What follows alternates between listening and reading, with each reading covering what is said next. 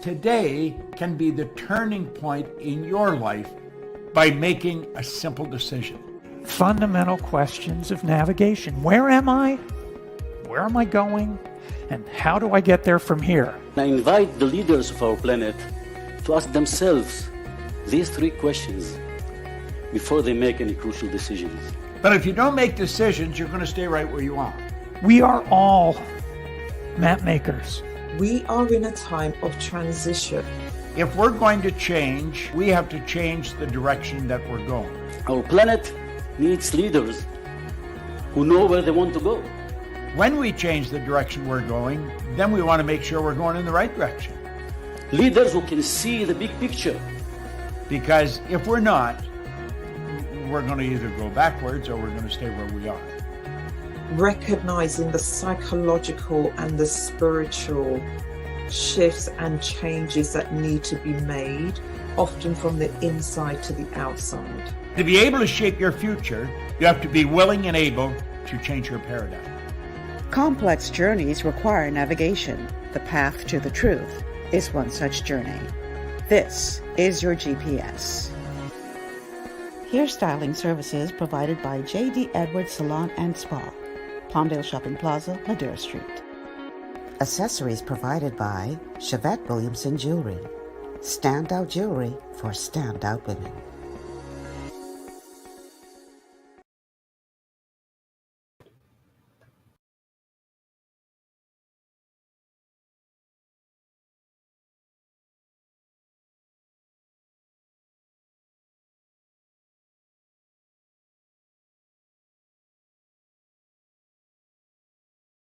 Dave, thank you so much.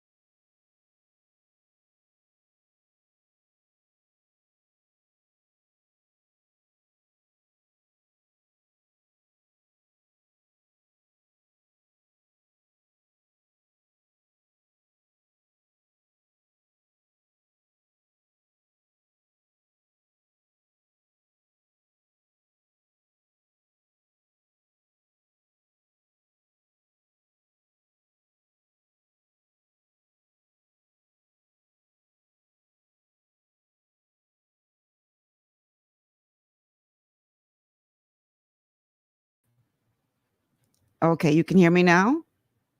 All right, I was being told that there was no sound from our audience on Facebook. So you guys should be able to hear me now.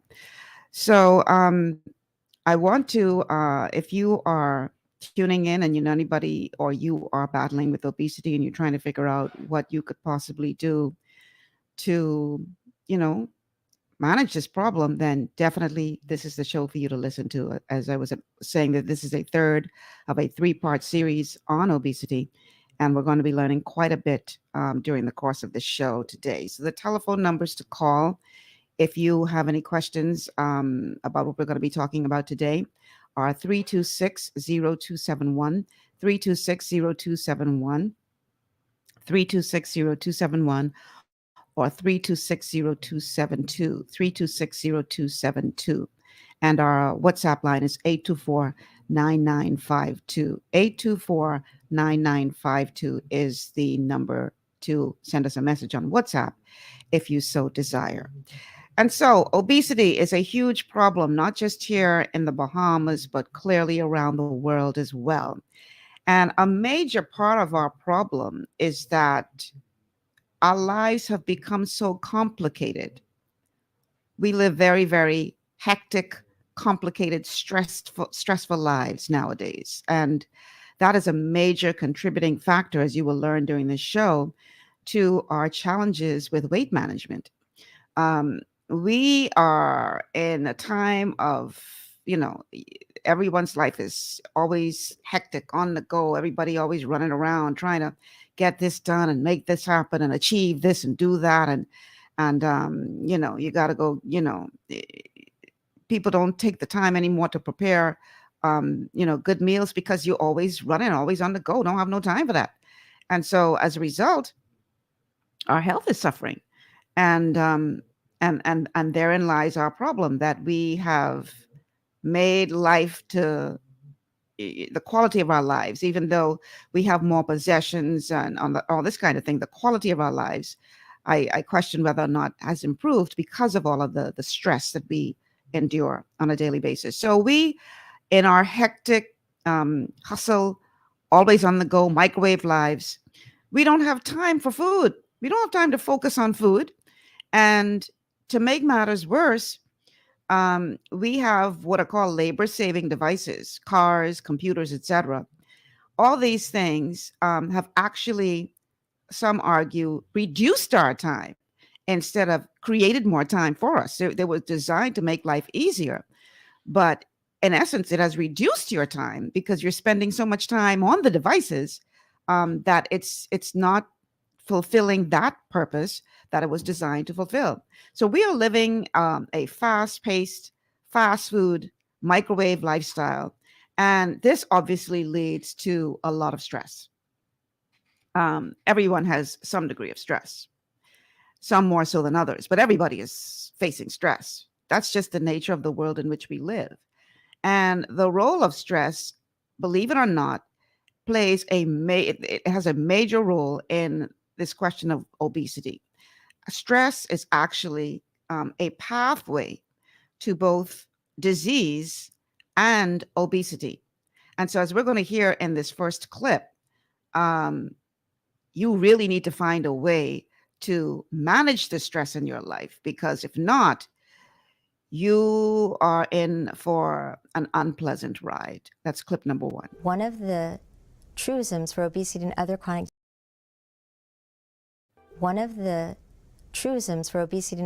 diseases is that one of the biggest, most reliable predictors of early onset and greater morbidity is through the stress pathway.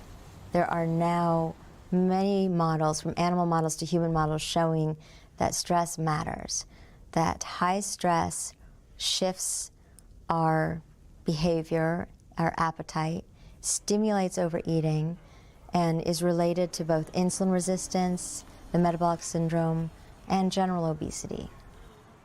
Under stress, whether it's stress that's threatening losing a job, being confronted with medical care bills, there's a number of stressors that are really threatening to us. And under these conditions, it only makes sense biologically and evolutionarily that we would reach for those comfort foods to calm us down, but also to hold on to those calories and be ready for the next assault, because they are so threatening. We see this in middle-income families, low-income families, and it depends on this interaction between one's biology and the food environment. And so most of us are going to accumulate fat under these conditions. Stress causes the same signals that famine does. Stress makes us hungry.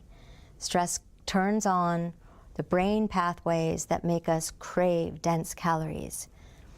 So when we're stressed, we tend to choose less healthy choices, high fat, high sweet food, or high salt. And it's that layering of those three that really reward the brain. And when you have a stressed brain, the food is even more rewarding. We've been wanting for a long time to know if we can reduce someone's psychological stress dramatically.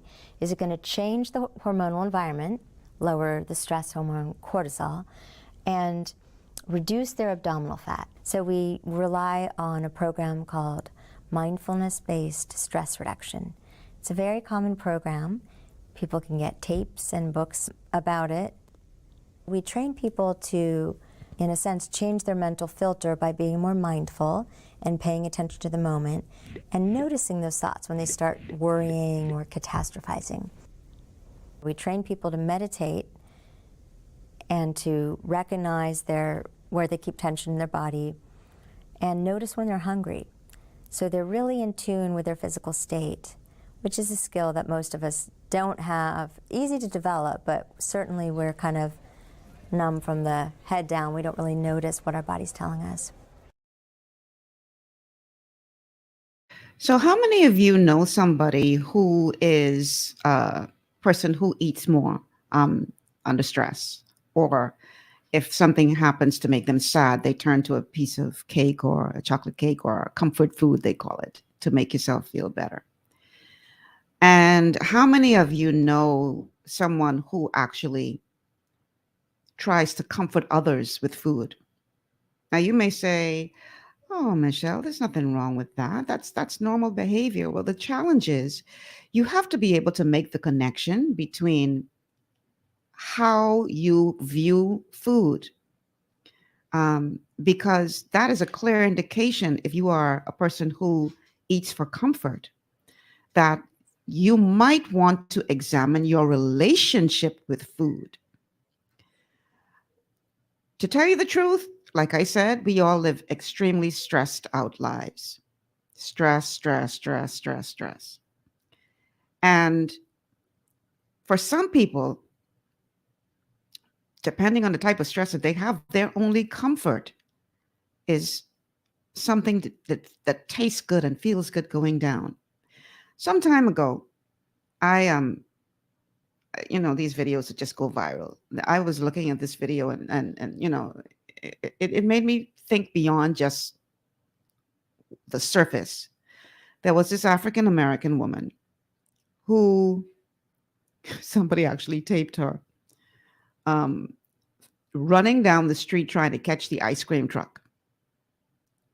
And she didn't catch the ice cream truck. And she was weeping and wailing like someone had just died.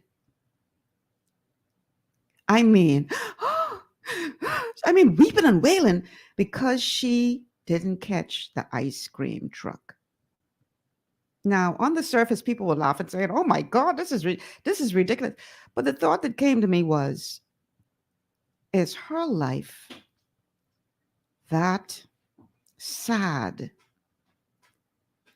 that she is distraught because she couldn't get the one pleasure that she could afford, which was an ice cream cake or ice cream cone or whatever it was she was running behind that truck for? And this was obviously I shouldn't say obviously, but this woman was she was obese actually. I thought how sad her life must be.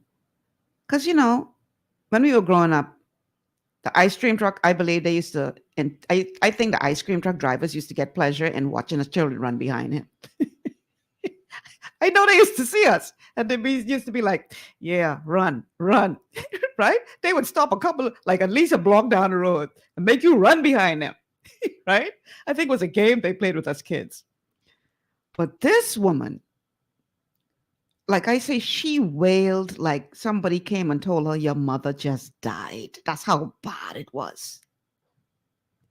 And somebody was like, What happened? What happened?" "I missed the ice cream truck. I missed the ice cream truck." And I thought, is her life that sad? That ice cream was the one bit of comfort and pleasure that she could get. And she was so distraught because she missed the ice cream truck. Now, you may say that's an extreme, but how many of you out there do the same thing to a certain degree, where you get into a fight or you're upset or disappointed or something didn't work out for you, and the first thing you do is you go get some kind of comfort food to make you feel better? Or your child falls down and scrapes a knee or whatever, and then you go and you get them a little comfort food to make them feel better. How many of us do that and not even think about what that is saying as it relates to our relationship with food? So this is something that we really, really need to consider. Now, remember, these clips were taken from a series by the University of California. And what they did was they took a scientific approach to seeing how one's mindset and one's relationship with food actually impacts your waistline. And they did a scientific study where they got a test group and they worked with these people over a period of time to help them to start to identify what were their triggers, what were the things that made them want to eat, and understanding the difference between eating because you're hungry or eating because you're sad. And there was some very, very interesting revelations. Let's go to, I'll see if I can play it from here. Clip number 2. So we did this study where we did not ask anyone to cut calories or start exercising more. And so we didn't expect their actual weight on the scale to change. But if they really reduced their cortisol. Let me try that again. So something's going on with our we did this study where system. we did not ask anyone to cut calories or start exercising more. And so we didn't expect their actual weight on the scale to change. But if they really reduced their cortisol, would their fat distribution change? Would they remodel their fat stores away from the belly, maybe more toward the hips, the more estrogenic fat? So that was our hypothesis for this study. And we had wonderful volunteers from the community who really got the idea this was not a diet. This was a way to change their relationship with food. And believe me, that was a welcome message because people have tried dieting, many types of diets. They most always gain all of their weight back eventually. And so the short-term dieting is not appealing to a lot of people anymore. So we had a group of women who were committed to this idea that we weren't going to ask them to go on a diet, but we were going to ask them to eat differently and notice the process of eating and change their relationship with food. So before meals, people checked in and really figured out how hungry they were and what feelings they were having. And that really sets them up to eat in response to hunger rather than emotions, and to eat as much as they need. A reasonable meal while noticing the experience, the pleasure, and the fullness. So it's really much more of a conscious experience rather than eating kind of automatically and habitually, and then it's gone and we didn't even really notice that we were eating. We measured their body fat with a DEXA scan. We measured how much trunk fat they had before and after the class. And what we found was that for the obese women, the more they improved on their well-being, decreasing their anxiety and chronic stress, the more fat they lost, the more abdominal fat they lost. So this was really what we call a proof of concept study. This showed us that we're really right on a certain mechanism, this kind of stress belly fat, that we might be able to remold that even without a diet. So then we looked at cortisol, and cortisol goes up right after you wake up. It shoots up, especially if you are having a stressful day and thinking about all the things you have to do. And so we looked at this cortisol response to awakening before and after the intervention, and we found that for the obese women, the cortisol morning rise was dramatically reduced. So we really were kind of damping down that stress system. And the more it was reduced, the more belly fat they lost.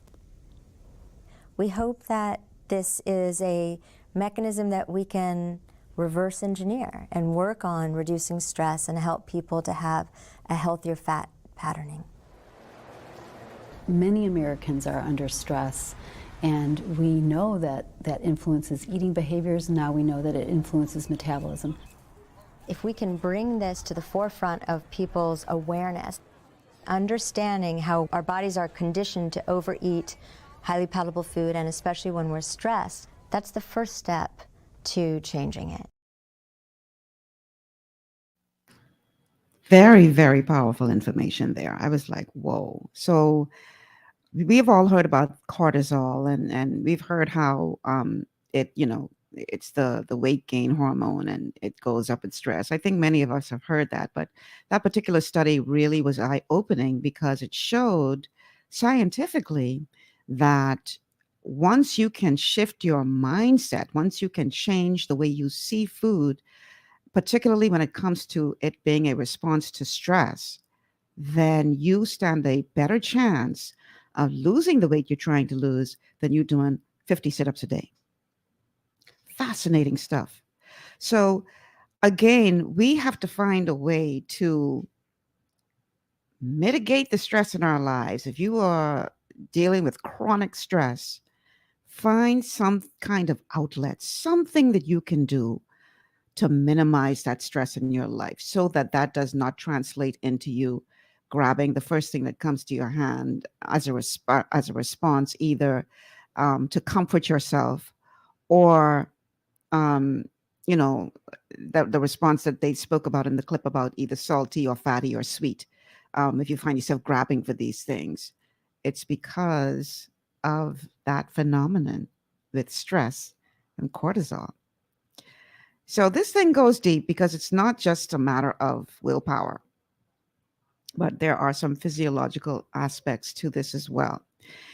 And so it makes sense then for us to figure out, how do we minimize the stress in our lives? And I know it's hard for some people because you have so much going on, and you feel that you have to control it all and do it all. And I got to take care of the kids. I got to take care of my husband. I got to do this. I got to do the next.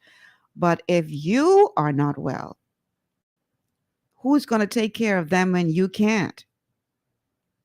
So your first priority should be for you to be well.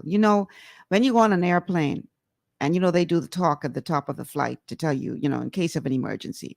And they always say that if there's need for an oxygen mask, put the mask on yourself first and then put mask on the others who need assistance, like small children or whatever. Why?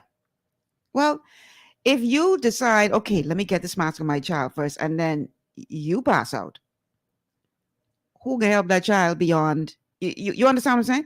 You got to take care of yourself. It can't be where everything and everyone else is priority in your life, and you suffering and you breaking down physically and you getting ill and all these other things that are a result of stress. That doesn't make sense. So stop being a martyr. Stop sacrificing yourself for the good of everyone else and take care of yourself first. And I'm not saying that you shouldn't take care of others, but you have to take care of yourself first. So you have to find ways to mitigate that stress. And it could be little simple things. So it might be listening to classical music or soft music or meditation music that will help to get you in a better place mentally. Deep breathing, get more oxygen into your body. Taking a minute to, way back in the day when the Cosby Show was a big hit. This is back in the 80s. There was this particular episode where Claire Huxtable begged her husband to give her a me room, a woman's cave, because they always talk about the man cave where the man could go and be by himself and not be bothered with the kids and all this kind of stuff. She said, I need one of these from me. And so he decorated this beautiful room for her that was no husbands allowed, no children allowed. This is just my parlor, and I remember the episode. She went, and man, she laid on the floor and she rolled over the floor, and she called, I think, her mother or sister or somebody. And she was like, listen to this. And they were like, I don't hear anything. And she said, that's the point. This is quiet. This is my room for me. Now, you may not have a room in your house that you can separate you, but maybe you could go out for a quiet walk. Do something where you can separate yourself from the stress. Go for a walk on the beach. We are blessed in this country to be surrounded by some of the most beautiful waters in the world. All around us, and we take them for granted. People traveling from all over the world to come enjoy our waters, and we drive right by it and don't even look at it. There's healing in those waters. You can go and just walk, just walk the beach or just sit in the water for a minute. Just try to decompress. Exercise is another great way to de-stress because exercise releases the feel-good hormone. And so even if you only walk for 10 minutes a day and just use that time to commune with God, to get away from all this, to forget about all the stress, even just 10 minutes a day will help you tremendously. Find a way to get rid of that stress, even if it's only a temporary thing. Because if you don't, now we know that is affecting your body. It's affecting your metabolism. It's affecting you. You may think, I'm strong, I'm Superwoman, I'm Superman, I can handle it. But your body is reacting. And because we're not in tune with our bodies, because we're so distracted doing everything else, we don't even realize it until we wake up one day and we have some major medical issue that makes you pay attention. So I just want to encourage you today, and I'm talking to myself too, because trust me, I just want to encourage you today, find a way to mitigate that stress. Find a way to manage your mindset, your approach, your relationship with food. If you are a comfort food eater because it makes you feel better, find another way to feel better. And don't go to the bottle or drugs either, because that creates another problem. But find a natural way. Go outside and breathe some fresh air. Go look at the flowers or the birds. We are surrounded by the beauty of nature, even still. And sometimes we just have to take a moment and breathe. Because guess what, y'all? The stresses of life, you stressing yourself to death ain't gonna change them. It's not gonna make the situation any better. And I'm not saying that you shouldn't sit and plan for life and do what you can to resolve your problems. But understand that if you allow yourself to become so stressed that you fall out, the problem ain't gonna change. So stressing yourself, worrying to death, that's not the solution. Get counseling if you need to. Talk to somebody. Talk to your pastor. Talk to a good friend, a prayer partner, somebody. Just find a way to get that stress out of your body and out of your mind. And I'm telling you, if you change your mindset, if you work towards intentionally trying to calm yourself, that will lessen the amount of cortisol that is in your system, and that will shrink your waistline. So we're going to take a quick commercial break. On the other side of the break, we're going to continue with this part 3 on the series of obesity. And on the other side of the break, we're going to be talking about why you should care if somebody else is fat and you skinny. Yeah, this ain't just about them. They're affecting you as well. So we're going to talk about that. This is GPS, Global Paradigm Shift on Global 99.5 FM. We'll be back after these words from our sponsors.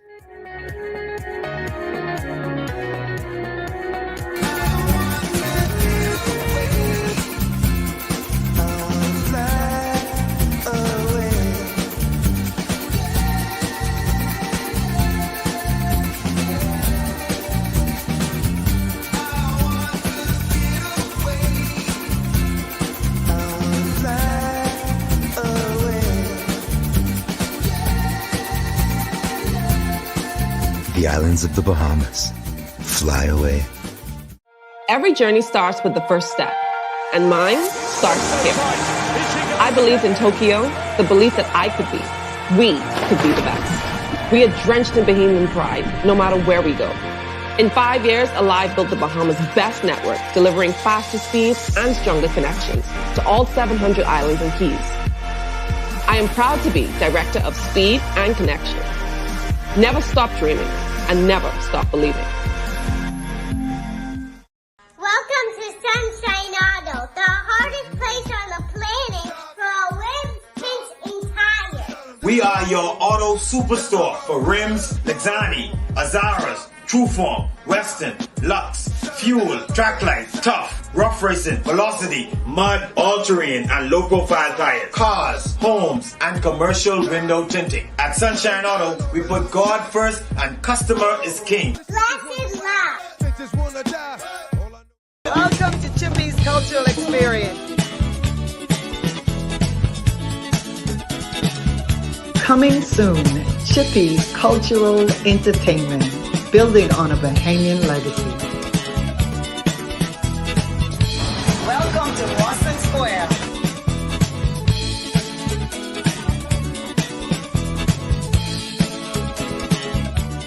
Come experience our islands. Come experience our history. Come and experience our culture. Experience what it is to be truly Bahamian. You're invited. Yeah, man.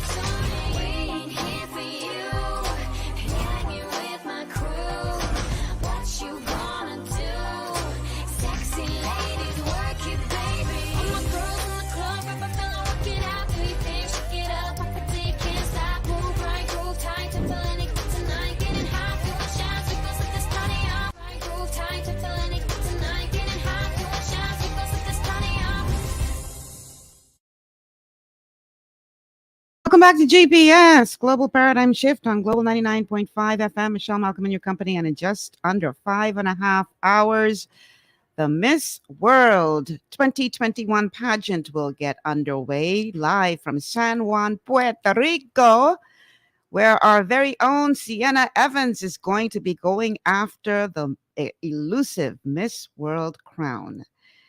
And just in case you live under a rock and you don't know, she is a heavy favorite to win this pageant tonight. And I'm just saying that from my perspective. She has been making the top lists of all of the major international pageant watchers and bloggers and experts, etc. Everybody has Sienna Evans in the mix.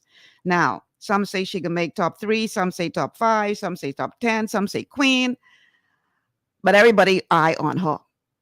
Ain't nobody saying, well, Bahamas ain't in the mix. Oh, no. She's a heavy favorite to win this competition tonight. And of course, it's going to be airing live on RV channel 212 on Cable Bahamas.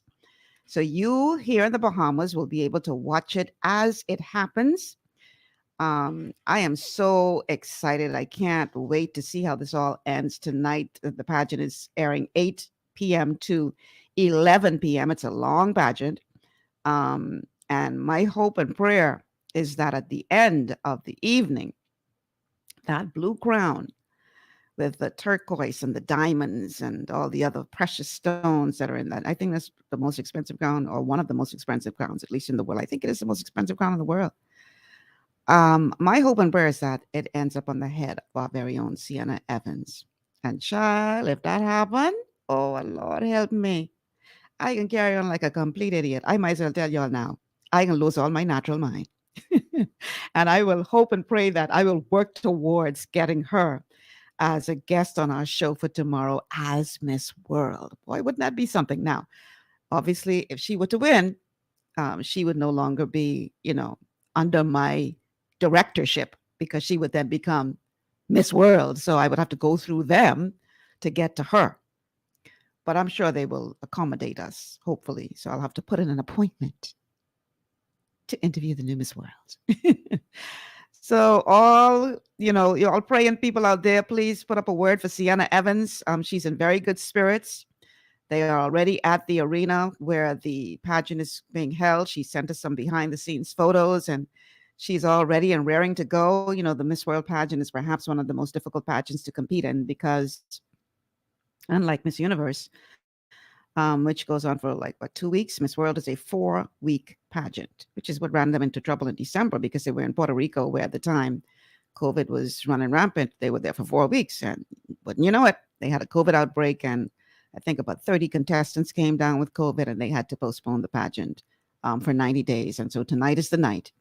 And I'm sure that all of you are going to be glued to your television tonight watching our queen bring this thing home. So all the best to Sienna. Now, before we continue with the information on obesity, I would like to give a huge shout out to Dr. Barry Russell and his team at the Bahamas Orthodontic Center. They are an amazing group of people. Dr. Russell has been at this thing now for 30 years. I remember when he first opened his practice, I can't remember where I met Barry Russell, but at the time I had a really bad overbite. And I didn't know that it affected even the shape of my face. And one of the things that I grew up with was what they would in the Bahamas call a drop lip. I had this drop bottom lip, and I got teased for that just about all my childhood. Go on with your drop lip, right? Little did I know that it was my teeth that were affecting that. And I remember I was sent to do a conference by ZNS where I was a reporter at the time, a Women in Broadcasting conference. And they had a roundtable session about makeup. And so I asked the presenter, what can I do to minimize this, my lower lip? And she said, sweetie, makeup, I can't do anything for that. You need to get your teeth fixed. And I didn't know any better. That I was like, my teeth? And so when I came back home, Barry had just opened his practice not long before that. And I made an appointment to go and see him. And I said, I was told at this conference I attended in Jamaica that it's my teeth. He said, they're right. And we can fix that. And the rest is history. I got orthodontic treatment from Barry Russell, one of his earlier patients, and was very, very pleased with the results. They provide excellent results in the shortest period of time, and a beautiful top of the line facility where you can go and be relaxed. And Barry and his team are very, welcoming and very professional. And so if you have any issues with your teeth, you might want to go check out Bahamas Orthodontics, where they say beautiful smiles last a lifetime. So just wanted to give Barry that shout out. Okay, so we're talking wellness today, and today we are talking obesity. As I promised, this is part 3 of a 3-part series on obesity, and we learned in the first part of the first half hour of the show that stress plays a very big role in obesity, and that it actually that your reaction or the way you handle stress and your approach and your mindset towards food literally affects your waistline. And so if you want to shrink your waistline, you have to begin with the mind. Isn't that something? So if you are not obese, you may be listening to this and saying, Michelle, man, why you don't talk about something I want to hear about? Because this ain't got nothing to do with me. That's them fat people over there. That's their problem. Newsflash. This has something to do with you as well. You are being impacted as well. Why should you care? How does it affect you? Well, you better believe it does affect you, because what you're going to learn in this next clip, and even though this is coming to you from an American perspective, it still relates to us here at home as well. You have to realize that whether you are aware of it or not, you are actually paying the cost for someone else's obesity. That's what I said. You are paying the cost for their obesity. Let's try clip number 3. I'm going to try to play it from my end. How does your sugar consumption, how does your obesity affect me? 274 million a year extra in jet fuel? Who cares? Discomfort on the subway because the fat person takes up 2 seats instead of 1? Who cares? Sinking of boats due to the weight. A ferry sank in Lake George. No one cares. That ain't it. So what is it? How about $65 billion reduction in productivity due to obesity? How about 50% increase in absenteeism due to obesity? How about $147 billion in healthcare costs due to the metabolic syndrome? How about 3 surgeons general and the chairman of the Joint Chiefs of Staff have declared obesity a threat to national security because people who try to join the armed forces are turned away because of obesity? Does that affect you? Yes, your obesity affects me. even if you're not obese, you are dramatically affected in every way by our society having an epidemic of obesity. And it's affecting the economic balance. It's almost like an energy balance on an individual level that has gone to a societal level that permeates both the economic and environmental kind of medium that we all live in and are affected by on a daily basis. The one thing I do know is that we cannot control behavior. We never have, and we never will. There is physiology, there is biochemistry underlying every single behavior. And the question is, how long do you think you can exert a cognitive inhibition on a biochemical drive that's going 24/7, 365? Bottom line, we can't control behavior. We never could. When it comes down to it, our hard wiring, our evolutionary biology that determines our survival and our energy balance, it overrides our volition and our will in many cases. And obesity is a perfect example of that, because when people get in front of a highly palatable food environment, the brain sends the strongest signals it has for us to quickly and impulsively eat that highly palatable food. So I think that part of the solution is that we have to realize it's not up to the individual, it's up to us as a society. And we absolutely need food policy changes. The economics of food determine how fat our cells are. I want to repeat that. The economics of food determine how fat our cells are. I thought that was fascinating. Yeah, this requires us to stop putting all of the blame at the feet of people who are suffering with this and realize that it has to be some policy change. And this is often, a conversation that people will look at you with a side eye and say, Michelle, you trying to tell me now that we have to get our government involved in controlling what people put in their mouths? You're trying to tell me now that we have to impose health policies to help people to just discipline themselves or to do what is right? Well, here's the thing. If you think that this is such a far stretch, I want you to consider something. Imposed public policy measures for better health, nothing new there. Nothing new. Now, if you say, what? Well, think about this. We're in the middle of it right now, where governments stepped in to say, I'm imposing these measures that you have to follow for the good of the masses. You have to wear a mask. You have to wash your hands. You have to social distance. You can't. I mean, I know the restrictions are being pulled back, but these, come on, man. They locked us in our houses. They told us that where we could go, when we could go, what time we got to be home. We were living for the last 2 years under strict public policy measures in the name of better health. So it's not so much of a stretch that you can implement a policy measure to improve better health overall. If we're willing to do that for COVID, why are we not, and I'm not saying it has to be so draconian and so harsh, but there are some policies that we can put into place for overall better health. If we're willing, we've already proven through this COVID experience that people, you put the measures in place and people will comply.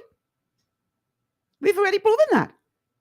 So why are we not imposing policies on the foods, restrictive policies on the foods that are killing our people?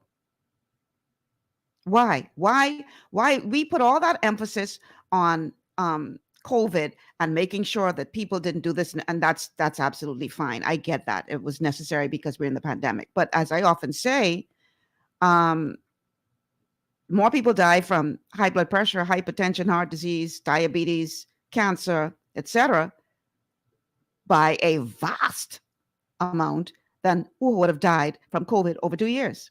Vast amount. 68% of deaths worldwide are on account of a non-communicable disease, which include obesity. So why is no public policy, no restrictive public policy being put in place to address that global pandemic? Things that make you go, I want y'all to listen to this clip, which addresses that very question. The fact is, we've had numerous public health measures that have been imposed upon us, initially to our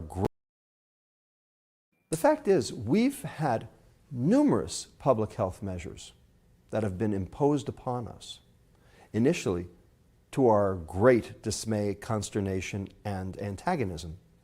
And now, not only do we accept them as just part of daily life, but we embrace them.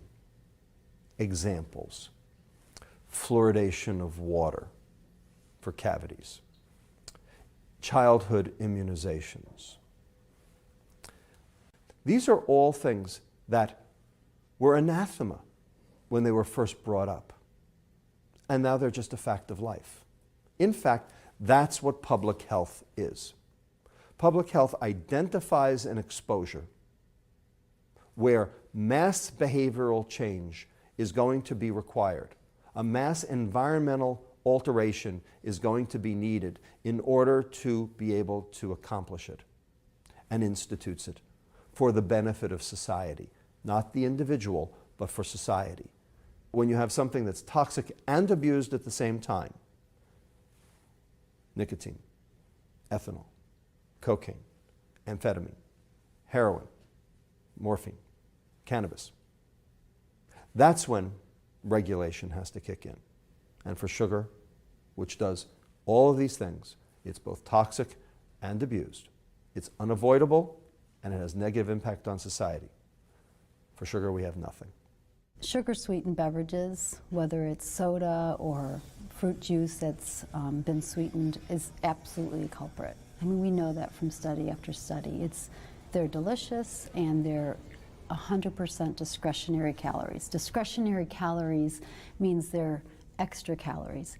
And right now, no one in America really has in their caloric budget any discretionary space. None of us need the extra soda. So working with industry, whether it's banning soda from the schools, banning soda from certain areas, or putting a tax on soda, something does need to be done to help wake up everyone to the fact that soda and sugar-sweetened beverages in general are not useful. So I know some of y'all right now head about to explode. Banning sugar, banning sweet drinks, banning sodas. Oh my God, Michelle, you've got to be out of your mind. But if it's causing the kind of problems that it's causing, if it's as addictive as the cocaine, if it's affecting your body in many ways that other drugs are, if it's not just addictive but damaging, why are we not taking that approach? And sugar, is not the only thing that needs some kind of policy in this country. We know the foods that are detrimental to our health. We know that. We know the foods that are killing our people, but yet these are the foods that are easily accessible by the very people who are the sickest. Why? Because they're cheap, they're easy to get. If I'm hungry, I just want something in my stomach, so I gotta grab the cheapest thing, which is a bag of noodles. Them little cheap noodles which you buy in the food store. You boil it in some water. You put the packet thing in there, which is loaded with sodium, and at least I got a belly full. I threw one sausage in that, and at least I got a belly full. Mind you, the sausage causing cancer, the noodles damaging your gut, sodium, high levels of sodium and everything else in that little packet causing all kind of other problems, but at least my belly full. So we're making it easy for people to stay sick. And we have to get to the point, I dare say, we have to get to the point where if we're serious about this, put your money where your mouth is and put some heavy taxes, heavy levies on these foods that are killing people, these bread casket items, like 52 coined instead of bread basket, bread casket, because they're helping to kill our people.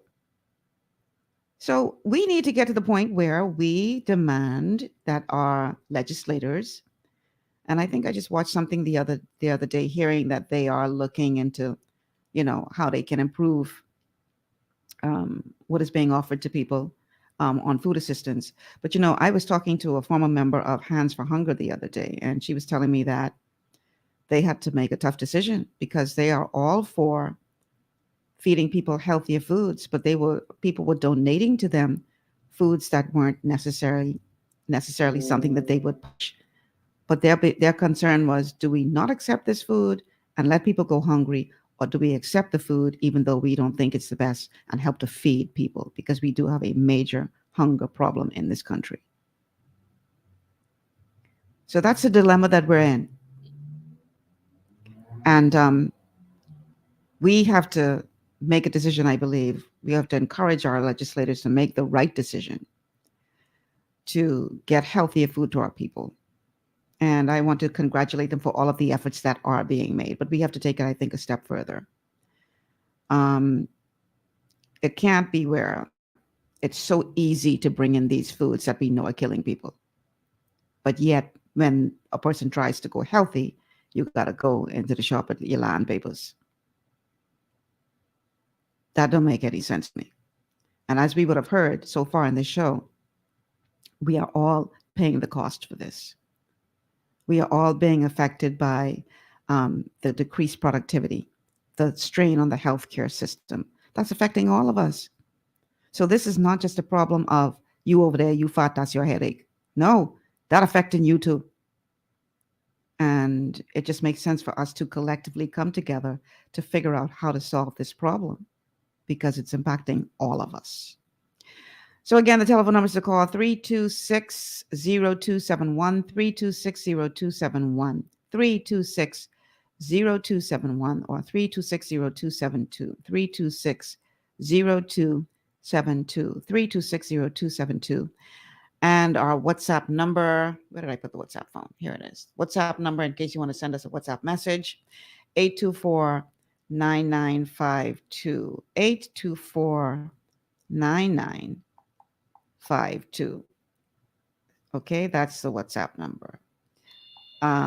So we have a caller coming in. Jason, you got to come back to get this call, please. My producer walked away from his controls. He's running in now, caller, so just bear with us. See, that's a call for the show. So I'd love to hear from you as a part of this conversation. We do have lots more information to come. And one of the things that we're going to be talking about on the other side of the break is about freedom of choice and about your rights. Because I know some of you, heard me just now and y'all are like, you got to be joking. Anybody can tell me what I could eat and what I can't eat. Is that a caller for the show? No. Okay. All right. So let's take this quick break. On the other side of the break, we are going to talk more about freedom of choice. And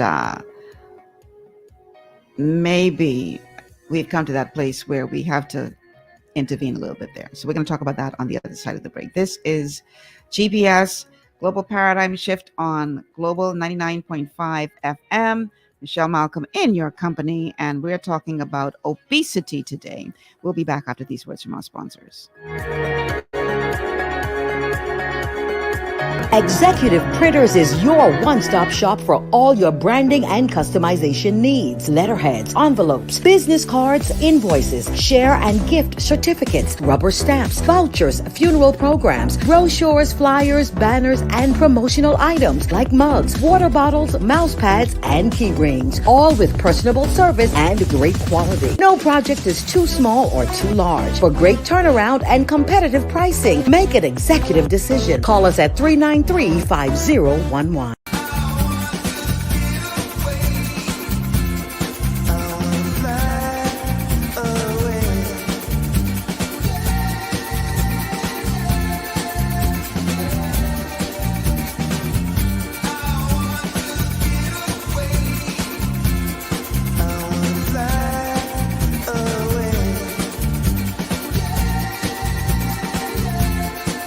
The islands of the Bahamas.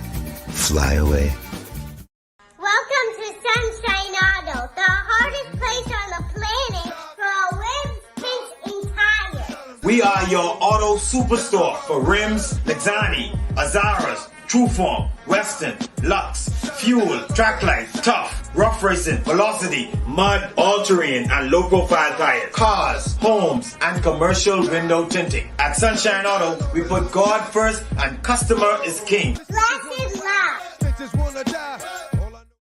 Understanding your microbiome, also known as your gut ecosystem, can change everything you thought you knew about nutrition, digestion, immunity, and metabolism. Keeping your gut ecosystem healthy and balanced is essential. Ultimate Microbiome by Longevity was specifically formulated to optimize this ecosystem. It provides the advanced support your gut needs through prebiotic, probiotic, and postbiotic supplementation. Our unique blend of probiotics includes Lactobacillus and Plantarum, healthy bacteria that can help prevent harmful bacteria from taking over your gut. Increasing your gut's population of beneficial bacteria creates a more balanced gut microbiome, which has been shown to aid in weight loss, skin health, sleep, mood, and may even help with seasonal allergies. Ultimate Microbiome also promotes the production of postbiotics. Postbiotics are key to help regulate your gastrointestinal health. To enhance digestion, Digizyme Multi-Enzyme Complex, a blend of 5 specific enzymes, has been added to Ultimate Microbiome. It can help break down food so your body can better absorb nutrients. Plus, we've added our proprietary I-26 hyperimmune egg powder to aid in the elimination of disease-causing gut bacteria and help your body balance its immune response. Ultimate Microbiome, the scientific, proprietary, and holistic approach to gut health that helps optimize your body's entire gut ecosystem. To learn more, contact your Longevity associate.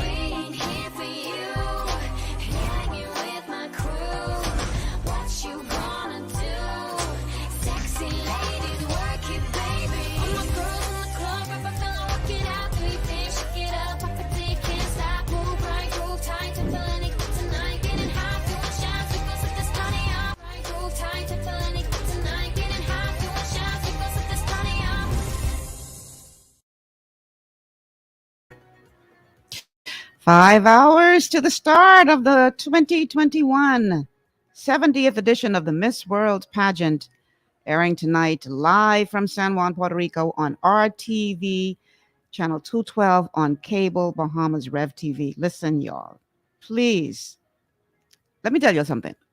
Y'all heard, if you watched my show yesterday, one of my good friends, Rafa Delphin, was on the show. He's Filipino, but he lives in the United States. There are no more people in this earth, I think, who are more pageant crazy than the Filipinos. They take that thing seriously. When you see a Filipino they have these little they have these watch parties, and sometimes they record themselves watching, reacting, and you'll see them all sitting there as they're calling the names of the semifinalists, advancing in the competition, and they'll just be sitting there like they're waiting for the return of Christ. I mean, they're just sitting there all serious. And when that announcer say Philippines, oh my God, they go absolutely nuts. Why they listen, they what you call real pageant fans. Now I expected y'all to be that bad, right? But I want y'all to support our girl, man. I want y'all to tune in tonight and support Sienna, because we think she's going to do very, very well tonight. And listen, man, I want to hear all kind of horn blowing and thing. The pageant ends with the crowning at 11 p.m. And if she is the one, I expect to hear all kind of horn blowing and all kind of things carrying on, because this will be history for the Bahamas. We have been competing in Miss World for 58 years, and only 2 Bahamian women in 58 years have advanced in the Miss World competition. The first was an incredible beauty by the name of Jody Barbara Weish. That was a pretty girl. Oh my God, she was beautiful. From Bimini. And Jody had that raw Bimini accent. Jody used to talk like this. And Bahamian people, I remember the night she won, they had to take the girl through the back door because Bahamian people carry on so bad. But what we think, oh, she can't talk. She went to Miss World and they loved her accent. Loved it. Jody ended up making top 10. Queen of the Caribbean. That was back in 1992. Oh, that's a beautiful girl. And then in 2010, my organization sent Bernica Bassett to Miss World. And we were exceedingly proud of Bernica that she made the top 20. She didn't make it as far as top 10. But, Miss World is a pageant. I think the year Bernica competed, it was like 120 contestants. It's the biggest pageant in the world. So you make top 20 out of 120 contestants, that is still a huge deal. So there were 98 contestants competing in Miss World for 2021 before the COVID outbreak. The organization only invited 40 of them back. And 25 of those 40 were the judges' picks. The other 15 were young ladies who won fast track events like talent or sportswoman or, And Sienna was one of the 25 chosen by the judges, which I think speaks volumes. That means they clearly have their eye on her. So tonight at 8 o'clock from 8 to 11 p.m., it's going to be airing live on RTV, channel 212 on cable. And I highly recommend that you gather around to support our queen, because I just have a feeling. That tonight's going to be a good night. I just have a feeling. So anyhow, regardless of what happens, I've already told her this. We are exceedingly proud of Sienna Evans because she's already done us proud. She made top 13, which is the semifinal level in the Miss World Top Model competition, and they usually a girl who does well on Top Model does well in the overall competition. And her Beauty with a Purpose project was also a semifinal placer, which is another accomplishment. So all the best to Sienna Evans as she goes for the Miss World crown tonight. And boy, wouldn't that be something if that girl miss and win this thing. Lord, I try to keep myself calm. Okay, so let's get back to business. I'm talking about obesity. And we are covering why it is important for us to consider public policy that would be designed to help encourage people to make better decisions. Not forcing you to do anything, but encouraging you to make a better decision with certain policies. So, for instance, if there was a huge tariff on sugary drinks and sodas, would you be so inclined to grab that if you had to pay that much more for it, as opposed to going for a healthier option? So that's what we're talking about now. Is that a call for the show? No. Okay. So the numbers to call, 326-0271, 326-0271, 326-0271, or 326-0272, 326-0272. 326-0272. And our WhatsApp line is 824-9952. 824-9952. Now, getting back to this whole question of what about your freedom of choice? Because you do have a freedom of choice. You do have rights. Nobody's disputing that. All that's being suggested here is that you make it easier for people to make the right choice because you're making it uncomfortable for them to make the wrong choice. Is that a call? You can tell me, you can't just not say anything. So we have a caller on the line. Caller, welcome to GPS. We lost it. Okay. Yeah. So here's a clip that is talking about public policy and why we should consider it. Well, let me see if that's the caller calling back before I go to the clip. Why we should consider implementing a public policy for the benefit of the masses. Is that a caller for the show? Yes. Caller, welcome to GPS. Hello. Hi. Hi. Just an observation. Mm-hmm. If one was not listening to your show, Mm-hmm. one would not know of this pageant tonight. I have not heard anything. Well, Cable Bahamas has been advertising it. I know that for sure. They've been running an ad. The same ad that I'm playing on this show is the ad that they are running. Yeah, but what about the national? What about the national station? Well, most people listen to the national. yeah, but it don't work like that, ma'am. If they don't, it's who buys the contract for the show. Oh, okay. Yeah, so if they ain't pay for the contract, they can't air it. It's who buys Yeah, but the it's license for the Bahamian show. represented in the Bahamas. Miss, don't get me started on that. Yeah. Don't do. That's another show. Don't Yeah, get me that's what started. I mean. On that. Oh my God. They if they don't pay for the license, they don't get to air it. It's like any major event. You got to buy the license to air it. So Cable Bahamas bought the license. Well, kudos to Cable. Yes. So make sure you Because watch it now. I think she's not representing Cable. She's representing the Bahamas. Yes, ma'am. I agree. So it should be Anyway, yeah, and all the best to Sienna. Thank you. Make sure you watch tonight. Okay. I will. Cable I Bahamas will. channel 212. But no, they have been advertising it. They have. Everybody who are pageant fans, everybody knows. Trust me on that. It's the general person who may not have heard, especially if you don't watch cable a lot, but they have been advertising, and I think they've advertised it across stations. So anyway, it's on tonight at 8:00. Okay, so let's get back to this whole question now of my rights, my right to choice. Yes, you do have a right to choose. It's the thing though that sometimes you have to follow. Sometimes following rules is better for you than doing your own thing. What do I mean? Here's an example. And a lot of people don't seem to have learned this lesson here in the Bahamas, based on what I see happening on the road. So we have this thing called a traffic light. The traffic light is designed that when you see green, it means go. When you see red, it means stop. When you see amber, it means slow down. Now, you may argue that that is very restrictive. And, I don't want to follow this rule. And a lot of people clearly don't. Because, they don't just run the light when it just changed. I'm talking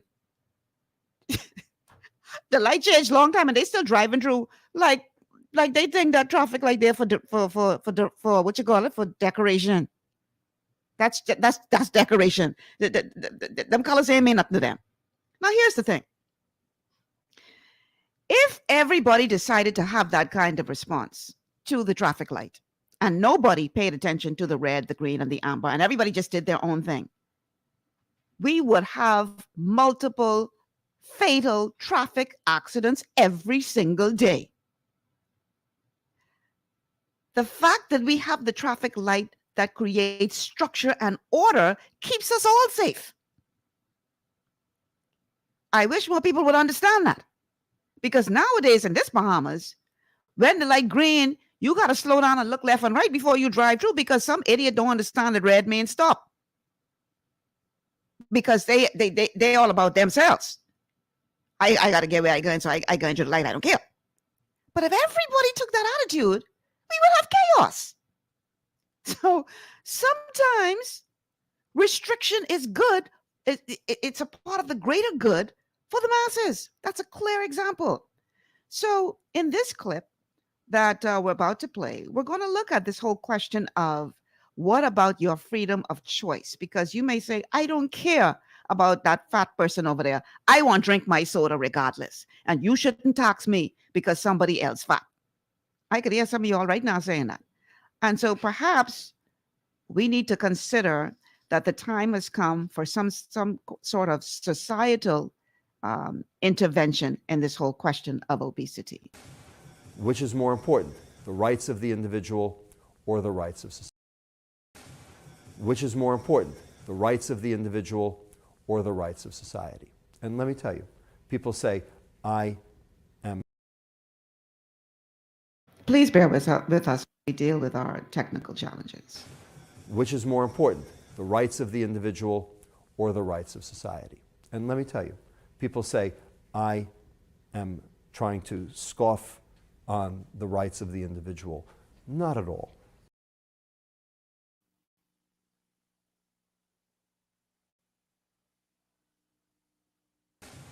Which is more important, the rights of the individual or the rights of society? And let me tell you, people say, I am trying to scoff on the rights of the individual. Not at all. In fact,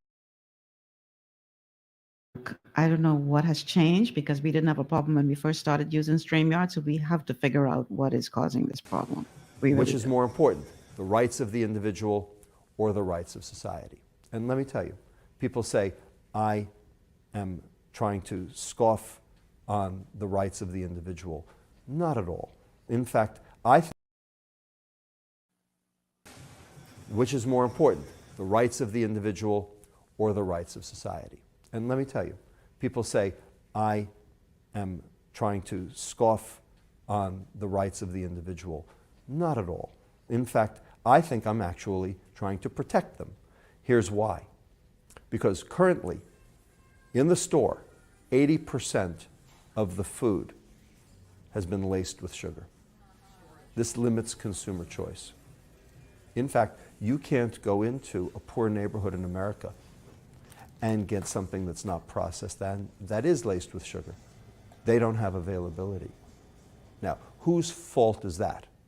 Is that the fault of the poor person?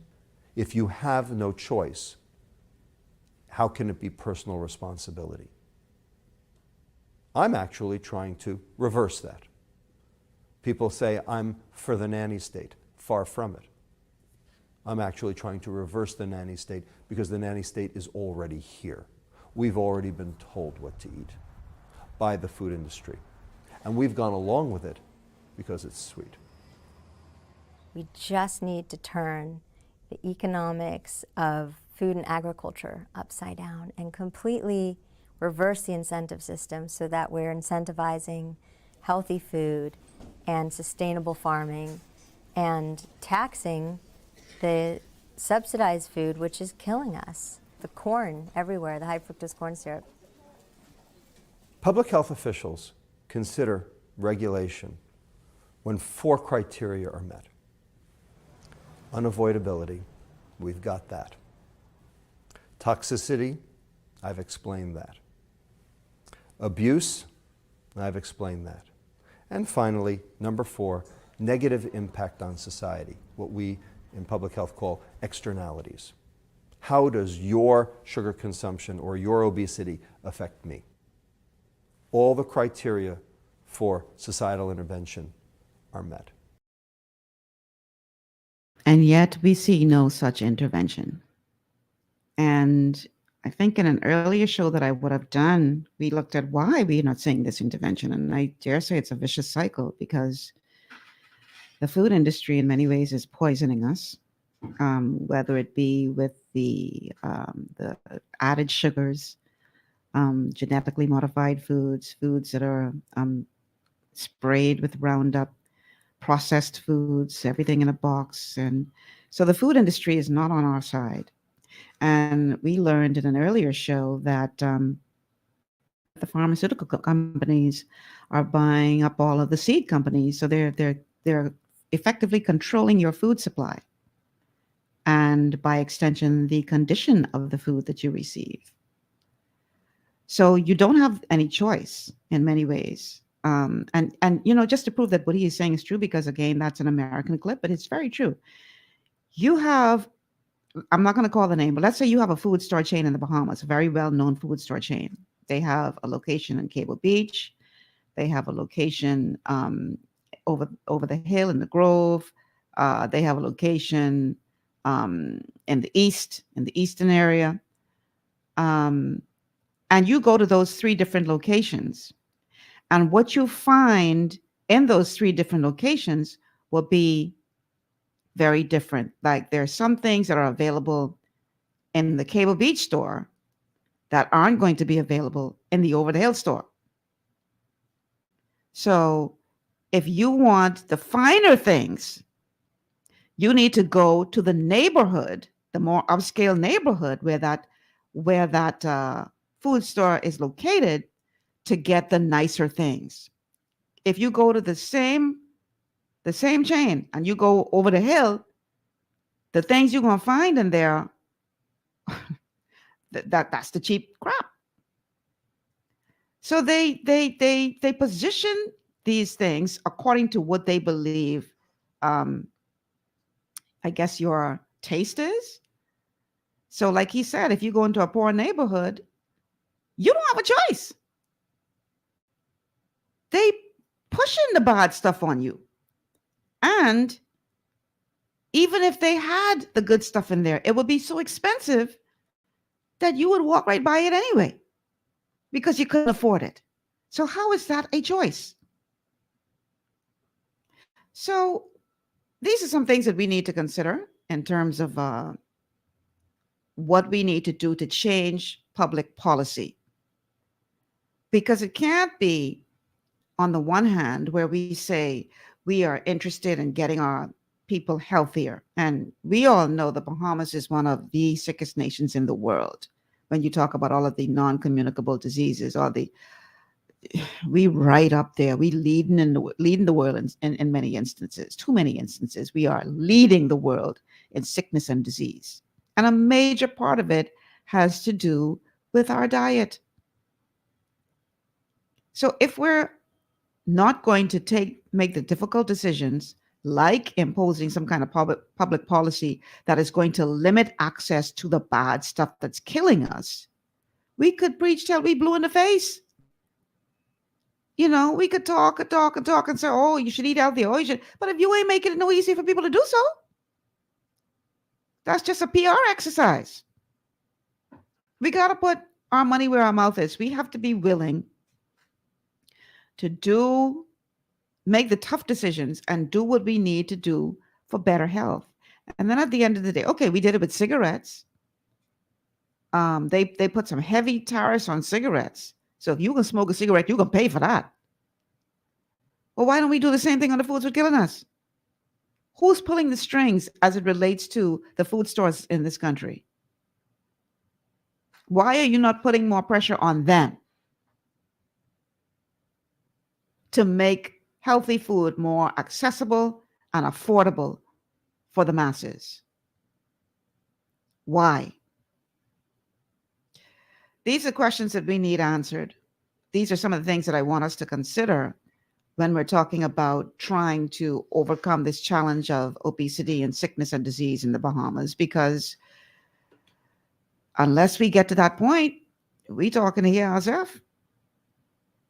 We really are. We really, really are not going to make much headway if we don't approach it from a policy standpoint, as opposed to blaming the victim, blaming the person who is battling with this, and not being willing to make the changes from a policy perspective to help them to make better decisions. So honestly, the time has come for social intervention. There is no ifs, ands, or buts about it. I'd love to hear from you. What are your thoughts on this? Telephone numbers to call: 326-0271, 326-0271, or 326-0272, 0272. And our WhatsApp line is 824-9952. 824-9952. Would you have a problem? Would you be upset if they were to put higher tariffs on some of these foods that are continuing to keep us sick, while at the same time making healthier foods more accessible and affordable? Would you be willing to make the switch to go for the healthier food if it were cheaper and more available to you? Would you be, because they, people will argue, well, Michelle's people just eating what they want to eat, but we would have learned during this series that that's not it's not as simple as that. So if there were options, if you had access to healthier food, I remember some time back I did a talk about um, encouraging people to shop at the farmers market, and this one lady said to me, Miss Malcolm, that's all well and good, but how I can get out to Gladstone Road? I don't have no car. How I can get out to Gladstone Road to buy these cheap things you're talking about? This more affordable, healthier food. And I was like, wow. So she's absolutely right. We need to have more farmers markets in over the hill neighborhoods. So I don't have to hurt my head to try to figure out how I can get all the way out to Gladstone Road. This is something that maybe neighborhoods can come together, and especially if you have a backyard farming initiative going on. I know the Stapleton community has a vibrant backyard farming association that they now come together and actually hold a farmers market. So people within that neighborhood have access to locally grown fresh produce. Excellent. I know, for instance, that there are some businesses like the Medi Center. They actually grow lettuce right in their yard, lettuce and spinach and other broccoli and stuff. So perhaps it's time for you to come together as a community to figure out what you can do for your surrounding community.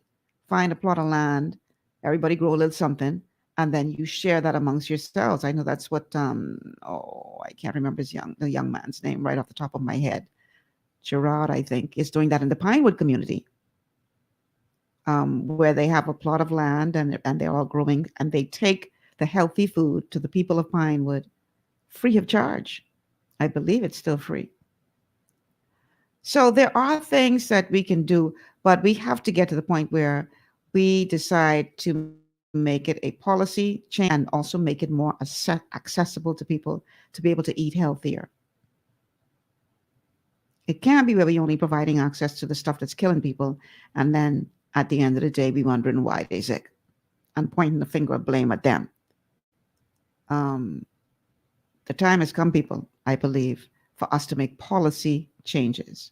So again, the numbers to call, 326-0271, 326-0271, 326-0271, or 326-0272, 326-0272, 326-0272.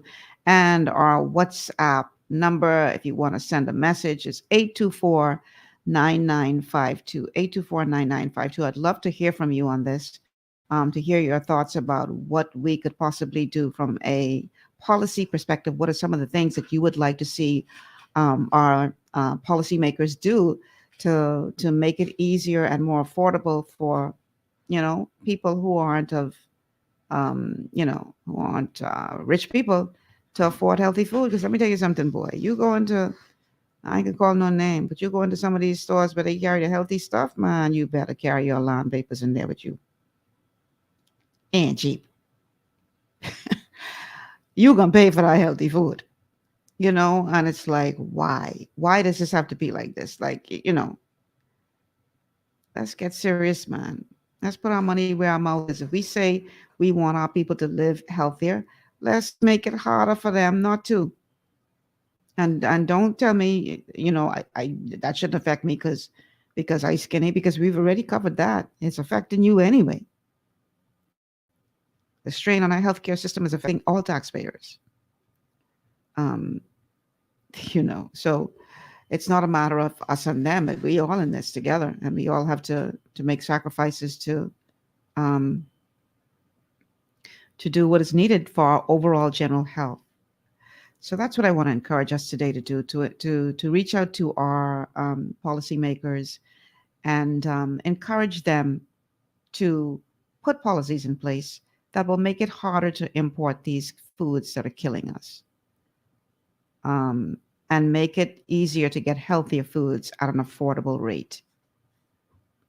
We have lots of farmers in the Family Islands right now who are trying to find places to sell their goods. I've heard stories, I've seen videos of onions rotting on the ground in the Family Islands. Can't get their healthy products into the stores. Can't make it make sense. Help me to understand why they are losing produce, and we got people who sick and need it, and we can't get it to them. It's just a matter of somebody, let's get it done, man. Let's get it done. We have to get beyond the excuses now. We done pass that because this country is too sick. This nation is too sick for us not to deal with this problem. So on the other side of the break, we are going to talk about some tips. We're talking about some of the things that you can do to help cut back on the bad stuff, some of the steps that you can take within your family situation to help improve your health. This is important, y'all. We need y'all here. We all have something to give to our society, and we need everybody to be healthy and happy in order to do that. So let's come together and get this done. So you're listening to GPS Global Paradigm Shift on Global 99.5 FM. Michelle Malcolm here. We'll be back after these words from our sponsors.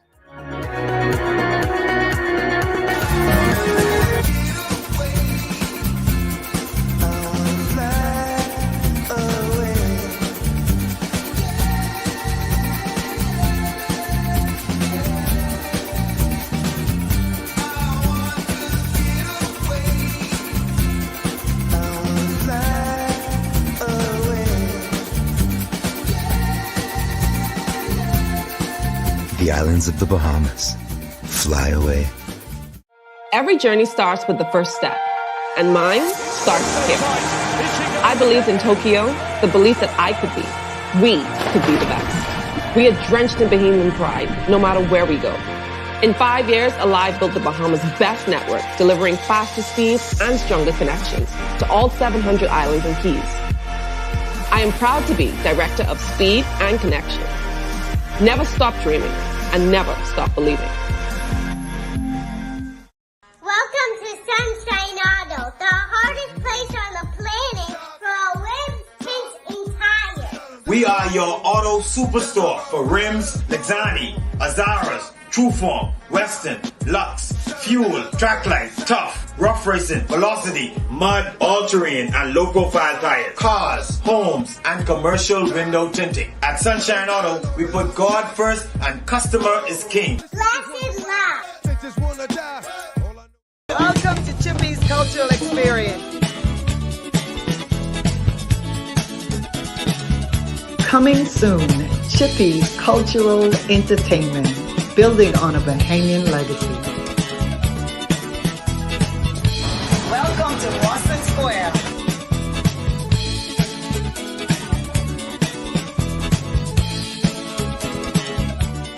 Come experience our islands. Come experience our history. Come and experience our culture. Experience what it is to be truly Bahamian. You're invited. Yeah, man.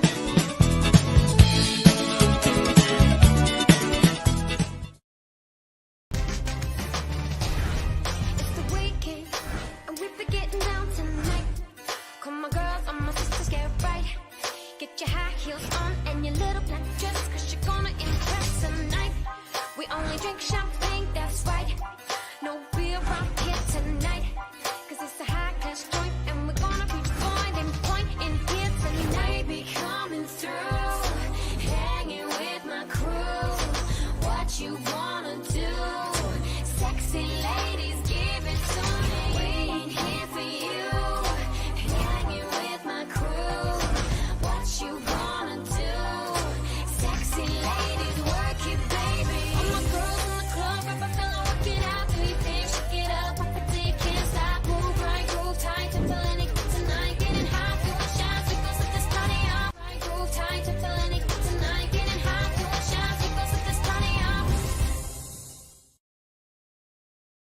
4.5 hours to go. We're doing a countdown to Miss World. The pageant is tonight. Sienna Evans is going for that elusive blue crown. Lord, we need one. Jamaica done got about 4 Miss World winners.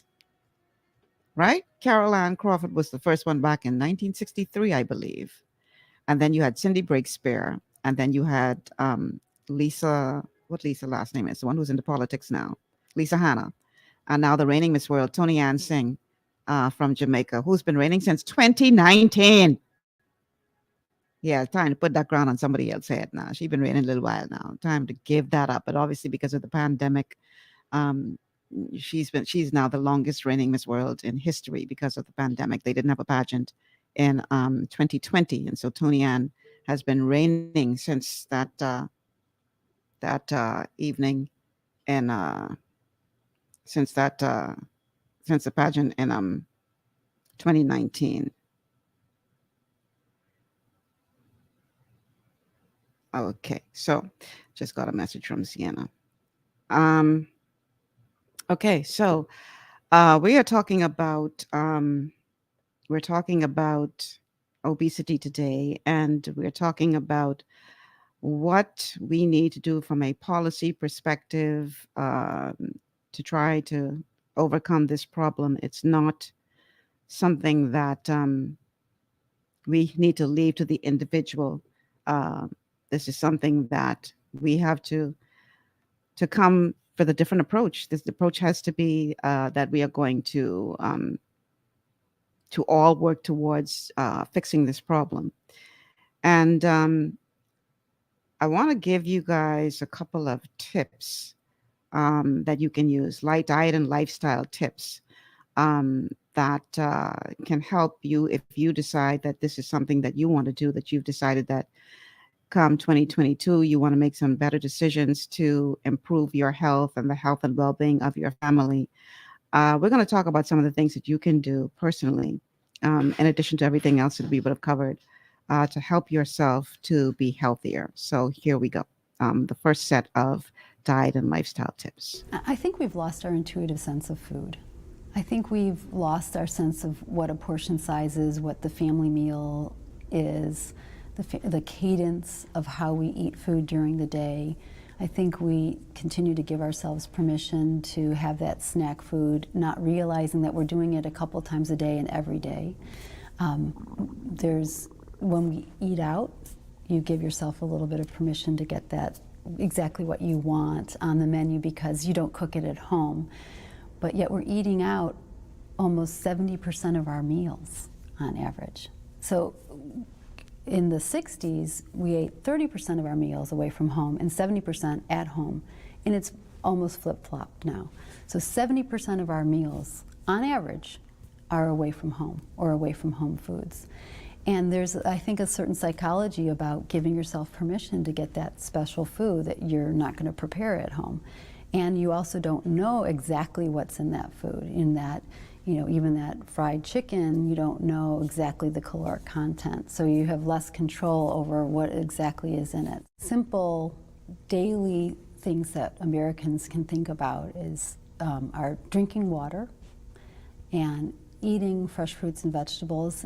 That's often challenging if there's not equal access, but it's trying to think about not just eating fresh fruits and vegetables, but what are the most enjoyable foods, and thinking about the health of those foods, and then moving more. You know, getting our bodies out and moving, not necessarily rigorous physical activity, but just moving more helps awaken and aliven our bodies so that we can be more sensitive to the body's needs and be alert. So reach for healthy snacks, move your body more, drink water. There are lots of little things we can do, and we need to do as many of them as we can. So just things like controlling our immediate food environment, what we bring into the home. We bring snack food into the home. That means we bring snack food into our fat cells. We're going to eat that, or a family member's going to eat that. So controlling the food in the home is, of course, one of the most important proximal things we can do. And then how do we control how much we eat? We have a plate in front of us. Having a smaller plate helps a little bit. So even just having a smaller plate and not trying to eat less causes a little bit of weight loss. Physical activity absolutely influences the metabolism and increases the metabolism if you're sustaining it at high levels. But it also helps promote a sense of well-being. Physical activity also is a buffer against stress. So even a nice leisurely walk and being out in nature can go a long way to reduce stress before you reach for those bag of potato chips or, the Snickers bar. So they're absolutely right. If you take it into the house, you can eat it. Ain't no use you say, oh, I just buying this for the children. Yeah, right. You shouldn't be buying it for the children to begin with, right? Because as we've been saying in these shows, you actually training your children to eat poorly when you buy them these snacks. But you know that you're going to be right there eating them snacks too. We like to put, oh, I buy these for the children. Yeah, you name children 9.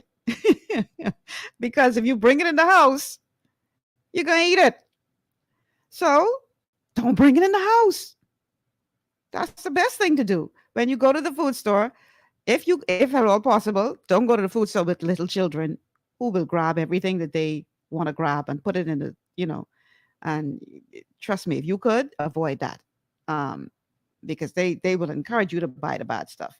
So what you have to do is you have to decide, I'm not going to bring this in the house because I know if I bring it in the house, it will be eaten. And even if you have enough willpower to not eat it, your children, your family are going to be eating it. You don't want to make them sick. So don't buy it to begin with. All right? If you don't take it in the house, there's no risk of you eating it. Drink more good, clean water. You know how many people don't drink water? Or as little as possible? And then wonder why they're not as healthy as they need to be? You need water, people. Good, clean water to keep things flowing. So I want to encourage you to get some good water. And not all bottled water is created equal. I can just leave that right there. Go do your research on what is the best type of water that you should be drinking. Okay? Some water is not. You want to be very careful of water that's too acidic. That's the best way I could put that. And I think y'all smart people, y'all can figure out what I'm trying to say. But your water should have you don't want to be drinking dead water. Dead water is water that's manufactured with reverse osmosis that has no minerals in it. That's dead water. It's not doing your body any good. Okay? So good, clean water. Instead of reaching for the sugary drinks, reach for good, clean water to drink, to keep the things flowing the way they should be flowing in your body. Some people, one of the simplest things that they can do to improve their health in the short term is to just start drinking more water. Their body is, starving for water. And, because we weren't trained as children to go for the healthier thing, the first thing you grab is the soda or the sugary drink, and you're teaching your children to do the same thing. Change that. Don't introduce it to them. If you have a little one, don't introduce them to the sugar. Don't introduce them to the soda. Don't introduce them to the candy, because they're going to want that for every time. So instead, get them used to the good habit. Okay? And the good habit is drinking good, clean water. Is not bringing the bad stuff into your house to begin with, so that you don't have to rely on your willpower you don't have to rely on your willpower to get you through, because we now know that that's a losing battle. So those are a couple of the things that you can do. And I want to, I guess the final clip we're going to play today, we're going to talk about what I'm going to call 4 sweet tips. Not sweet in terms of eating sweet things, but sweet in terms of you're going to be happy if you implement these tips. It's going to be sweet. It's going to be good for you at the end of the day. So let's go to that final clip. So the question is, how do you make your home safe for your child? Number one, get rid of every sugared beverage in the house. There is no such thing as a good sugared beverage, period. And that includes fruit juice. So you say, wait a second, doesn't fruit juice have vitamin C? Take a pill. There's enough vitamin C in all the other foods. You do not need the vitamin C in fruit juice. Number two, we need to keep the insulin down. Insulin's the thing that's driving the weight gain. Insulin's the thing that ultimately impacts on leptin's ability to signal. The way to do that is fiber. If you eat your carbohydrate with fiber, you will lessen the insulin response. Your insulin won't go up as high because your blood sugar won't go up as high. How do you do that? You look at the side of the package and where it says dietary fiber. If it's a solid, you want to look at dietary fiber. You want 3 grams of fiber or greater. Next, wait 20 minutes for second portions. Kid comes to you and says, I'm hungry. You give him a plate of food. Kid eats the whole plate of food, says, I'm still hungry. You look at the kid and say, how can you be hungry? You just ate a whole plate of food. But the kid is. No one wants to be a bad parent, so you give the kid more. What went wrong there? Very simple. There's a hunger hormone in your stomach. It's called ghrelin. When your stomach is empty, ghrelin goes up, goes to your brain, tells your brain, you're hungry. You eat. Ghrelin goes down. So that should be the end, right? Wrong. The reduction of ghrelin ends up reducing hunger, but it does not induce satiety. Hunger and satiety are 2 different concepts. Satiety comes at the end of the intestine. So you put the food in the stomach, the food has to traverse 22 feet of intestine, food moves through the intestine through movement of the muscles of the intestine called peristalsis, gets to the end of the intestine where cells that are specific at the end of the intestine release a hormone called peptide YY, which circulates in the bloodstream, goes to your brain, and tells your hypothalamus, the area which controls eating, that you've had enough. That's it. Meal's over. Takes 22 feet of intestine to get that satiety signal. That takes time. So, the third rule, wait 20 minutes for second portions. Let the food work. A way you can move that along, so it's not a whole 20 minutes, maybe 18 or 17, eat your food with fiber, because fiber makes the food get through the intestine faster. So you can get the satiety signal sooner. And you can save all of those second portion extra calories. And then number 4, the hard one, the killer, the definite problem. Buy your screen time with activity. Buy your TV time, your Facebook time, your video game time, your texting time with activity. If you're outside for a half hour, you can have a half hour of TV. If you're riding your bike for an hour, you can have an hour of video games, etc. The problem is that parents are using the TV as the babysitter, and they don't want to give that up. The exercise has to be consistent and sustained. It does not have to be large, but it has to be consistent and sustained. So those were some really good tips. I like the buy your screen time back. I need that bad. Oh Lord, I need that. Because, you know, at the end of the week, when I look at, you know how the phone gives you the notification of what your screen time was? When I look at that every week, I say, mother sick, this is a job, eh? How much time I spent it on this phone? So yeah, that's a great tip. Buy your screen time back. So if you exercise for half an hour, you get half an hour of screen time. That is a really, really good tip. I thought that was a great idea. And the other tips as well that he presented, I thought were very impactful. And he's right about the vitamin C. Did you know? And another thing I want to say, folks, we have been so blessed in this country that a lot of the fruits, the native fruits, we take for granted are superfruits, loaded with the good stuff. You know, the little native cherry, them little small little native cherries, one native cherry, one of those little tiny cherries, has more vitamin C than an entire glass of orange juice. One native cherry. So imagine you go get a handful of them, because if it come from a good tree and they sweet, oh my God, I could eat them all day. Loaded with vitamin C. If you go and you look up all of the native fruits that we have around us, that we taken for granted, you'd be shocked at how packed they are with nutrition. Jujubes, for instance, which we call juju. Jujubes. Jujubes. That's how you spell the word. Loaded with nutrients. Sour sop, we know, great for fighting cancer. Mangoes. I mean, just Google them. All of these native fruits that we have are superfruits, but we rather go spend money to go buy a carton of orange juice because we think that's healthy, and especially if that's say from concentrate, all you drinking is sugar. So put down the sugary drinks, put down those sugary fruit juices that really aren't helping you at all, and you're not getting the nutrition that you think you're getting from them. And go pick some native fruits.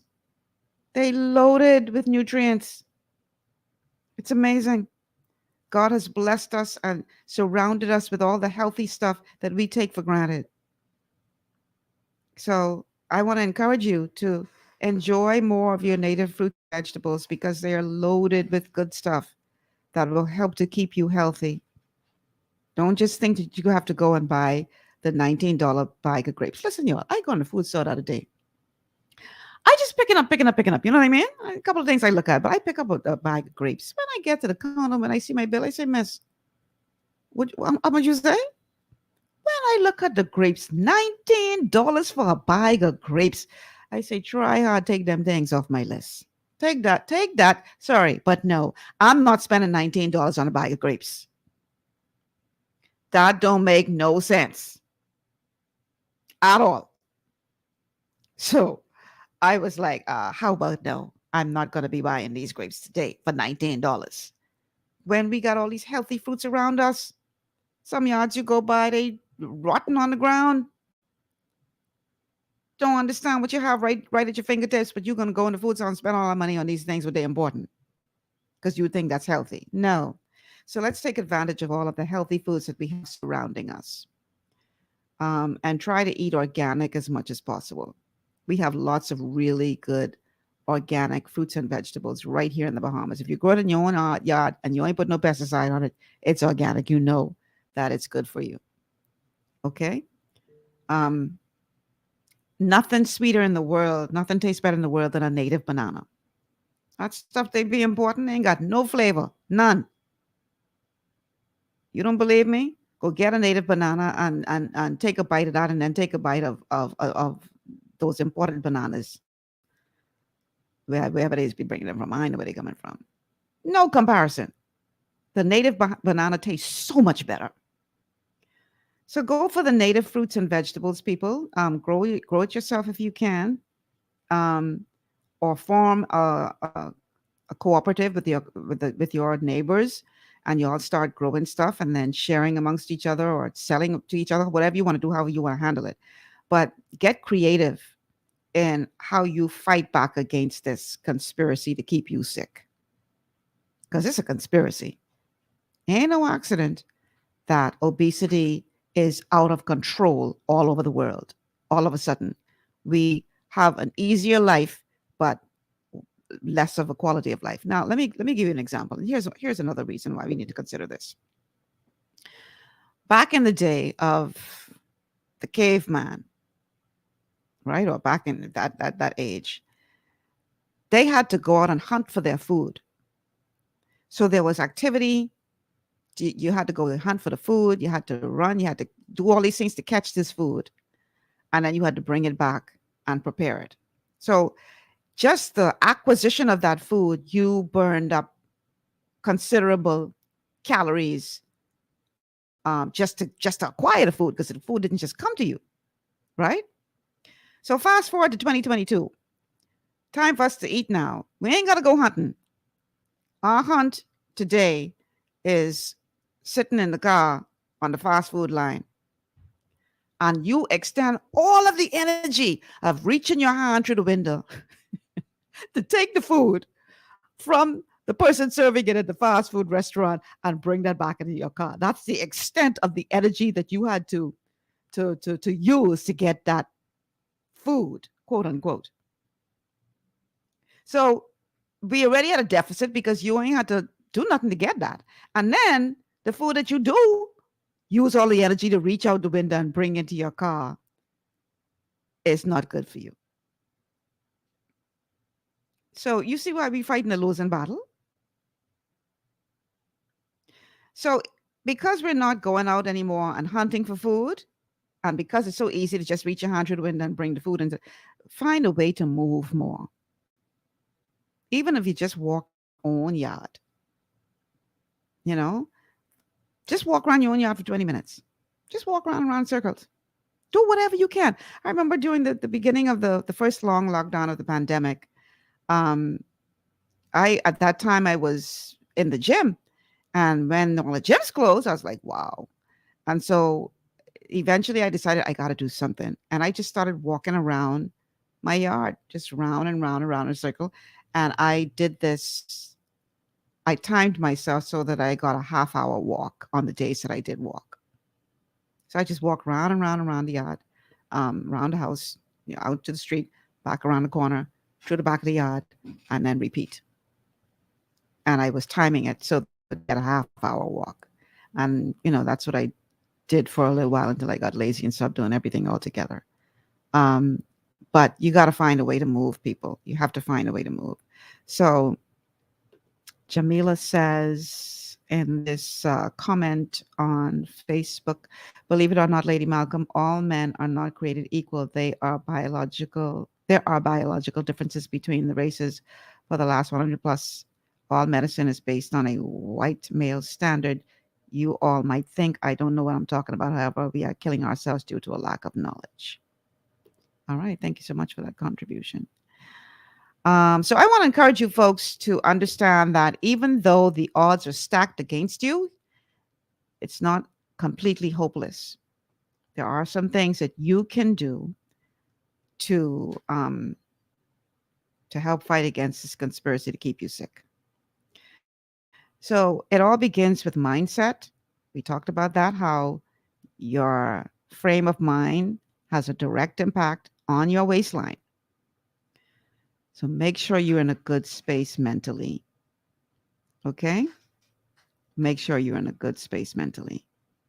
Start there. Don't allow the stress to overtake and overpower you to the point where it's making you physically ill. All right? Examine your relationship to food. Do you turn to food as a form of comfort? That could be very dangerous, especially if you need a lot of comfort. You live in a very stressed out life and you always turn to the food for comfort? Boy, you better watch yourself, because that could spell trouble for you down the line. So examine your relationship to food. And if you find that food is your comfort, try to find another way to be comforted that won't add to your waistline. Who knows? Maybe reading some scripture or something. Prayer, meditation. Find another way to be comforted that's not going to cause you a problem down the road and lead to more stress. Control what you bring into your house. Stop buying the stuff and talking about that for the children. And then you eating more than them. So if you know that sugary drinks are bad, it ain't only bad for you, it's bad for them too. So don't bring it into the house because it's for the children and you know it's bad. I mean, do you love your children? Then stop encouraging them to eat poorly. No excuse for that. And if you bring it in the house, you can be eating it just as much as them or more. So don't do it. Just don't do it. And let me tell you something. I sitting here acting like I'm Miss Perfection every now and again, especially, you know why it's so important to have a good breakfast with protein? Because if you get like eggs, for instance, if you eat eggs in the morning for breakfast, that will hold you until dinner probably. the protein in that egg will hold you. You won't feel hungry. But if you don't get sufficient healthy fats in your diet in the morning, especially, I guarantee you before the day is out, you're going to be reaching for some kind of unhealthy fat. So this is why it's important to get a good breakfast, to eat foods that are going to help your body build, and to supplement, obviously, because a big part of this whole question, this whole problem is nutrition. Giving your body the nutrition that it needs so that you won't be craving for all of these things that are not good for you. But I find that if I don't have a good breakfast in the morning with some good protein and healthy fat in it, guaranteed if I have to go to the food store for something, or to the gas station, you just pick up the bag of chips. And now we know why. Well, because of where it's placed, but more so, it's a biological response, a biochemical response. Now we know. So mitigate that by making sure that you get a good breakfast in the morning. And that's another thing, people. It's been brought to my attention that there is a food program where children can be given a hot breakfast in the morning before they start school. And some parents refuse to sign off for their children to get that because they don't want nobody know that they can't feed it. Stop being stupid here and let them children get a good hot meal, because that affects their brain and their ability to learn if they are hungry. So my God, if they provide in the program for the children to get a good hot meal in the morning, let your children be a part of that program. Let them get that one good meal a day so that they can do something. I think a big part of our problem in these schools is these children are hungry and can't concentrate on anything because they're hungry. So please, people, if you're struggling, ain't no shame in that. Let your children be helped with the food program that exists. I couldn't believe it when that was brought to my attention a couple of days ago. I said, you got to be kidding. So I hope you got something out of this 3-part series. I certainly learned a lot. And I want to encourage you, the shows are available on Facebook. So if you are for any reason not able to sit through the show live, you can always go back on Facebook and watch it there, and watch it again and again and again to get all of the information that you can use to help to better yourself. So that's my time, guys. It's now almost 4 o'clock. A reminder, starting at 8 p.m., the Miss World pageant will be aired live from Puerto Rico on RTV, channel 212 on cable. And no matter what happens tonight, I'm hoping for a win. But even if she does not win, I am so very proud of Sienna Evans and the job that she has done in this pageant. She has made us all very proud already. And I just wish her Godspeed tonight. I'm hoping for the best. And no matter what happens tonight, to me, she's already Miss World. So I want you guys to watch her and cheer her on. That's going to do it. I'm Michelle Malcolm. Thank you so much for being a part of the show today. Stay tuned. We have some more great programming coming your way right here on Global 99.5 FM. Have a good afternoon, everybody.